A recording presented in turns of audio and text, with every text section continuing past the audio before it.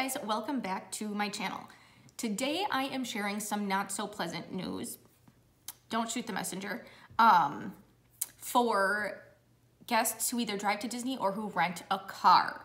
Now on March 14th, so today's the 17th, so 3 days ago, Disney made this announcement.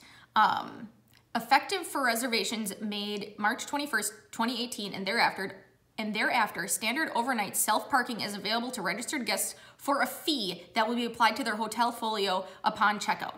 All parking fees include applicable tax. Valet parking is also available for a fee.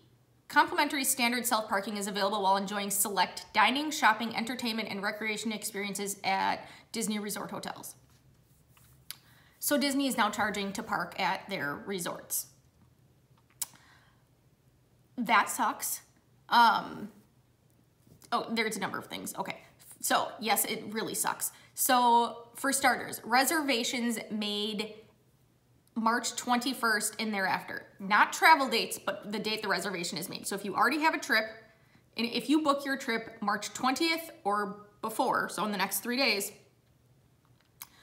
you are exempt from this. That has nothing to do with the travel date. It's the date the reservation is made.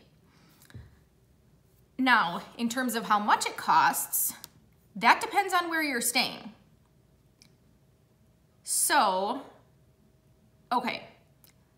Value resorts, you are charged $13 a night. Moderate resorts, you're charged $19 a night. And deluxe villa resorts, you're charged $24 a night. However, the deluxe villa price is for guests that are non-DVC members. If you are a Disney Vacation Club member, they say members will not be charged for standard overnight parking when staying at a DVC deluxe villa, regardless of whether they use vacation points or another form of payment.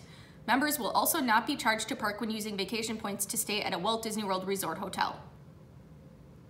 So, if you are a DVC member and if you stay at any villa, if you use your points or if you pay for it, you will not be charged to park. If you stay at a regular resort, you will only be charged if you don't use your points. If you stay at a regular resort and use your points, you will not be charged. Okay, day guests, they say complimentary standard self-parking is available while enjoying select dining, shopping, entertainment, and recreation experiences at Disney Resort hotels. So if you're just going somewhere for a dinner reservation, say you are going to the Grand Floridian to go to Citrico's to eat, you, I'm assuming, will not have to pay. It says select, so they can pick and choose. But I'm assuming that means you will not have to pay for that. Now, campsites. Complimentary standard parking is available to guests staying at campsites at Disney's Fort Wilderness Resort. Each campsite provides parking space for one motorized vehicle.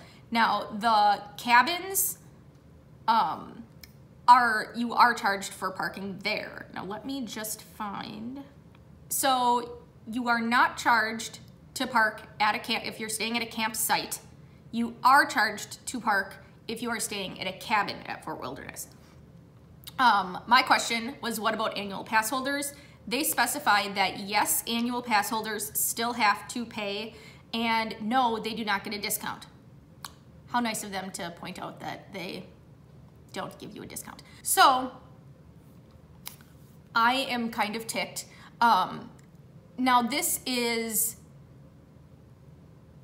there are just so many things wrong with this. Okay, my husband had read an article saying that they're doing this to align with industry standards or something to that effect. I can't remember the exact words. And I'm thinking, okay, who are they comparing themselves with? Universal would be my guess because it's the next closest theme park in the area that's, most similar. But you don't go to Universal for a week. People who go to Universal are going for anywhere from 1 to 3 nights, whereas people who go to Disney are generally going a lot longer. So that doesn't, to me, you're not comparing apples to apples. What Universal does do is their parking fee is based on where you stay. It's cheaper to park at the less expensive resorts than it is to park at the more expensive resorts. And something I saw somebody mention is, oh, people are just going to stay in the theme park parking lot all night and then take the Disney transportation back to their hotel. Well, you can't do this. They don't allow parking overnight at the parks, and your car will be towed. So don't try that. People are very upset. There's been a lot of very, very upset people leaving comments both on the Disney travel agent site and on social media and stuff like that. So if you have an opinion, I will leave some information here about how to contact Disney and let them know that you are not pleased with this.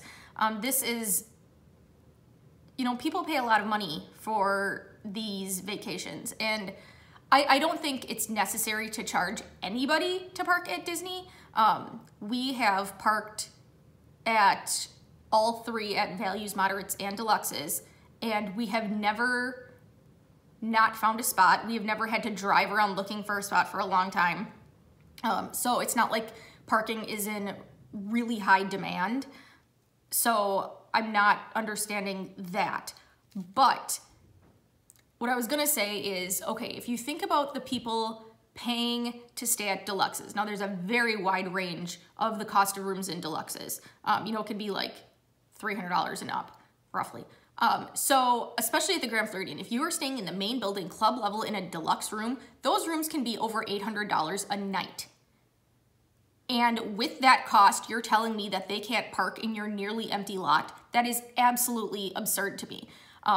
Especially if you're an annual pass holder. You're an annual pass holder and you're paying, you know, to stay in a deluxe resort, and you still have to pay a parking fee and you don't even get a discount on that. That's ridiculous. You know, an annual pass is expensive, but the idea is they are making the money back because you're going to go several times in that year, the 365 days that you have an annual pass. So that's another thing that blows my mind. Like, you can't even, at the very least, you can't even give annual pass holders a discount. I just don't understand.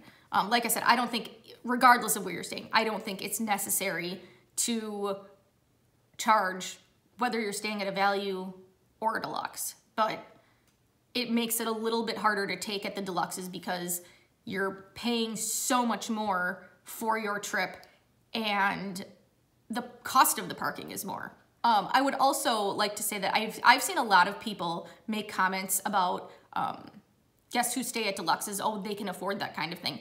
That's not necessarily true. A lot of people, you know, dream of staying in some of those resorts, and they save up a long time for them.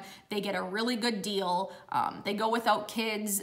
You know, it's not, they might be on their honeymoon and they really pinched pennies. So don't assume that just because somebody is staying in a really expensive room that that's how they always travel and that they can afford it or they are necessarily rich. You know, it's a dream for a lot of people. So it's really disappointing, but unfortunately, all we can do is give our feedback to Disney, which I have done and my husband has done.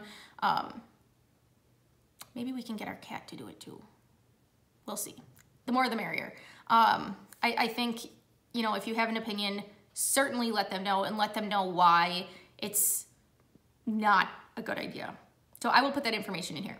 Thank you guys so much for watching, and I will talk to you next time. Bye.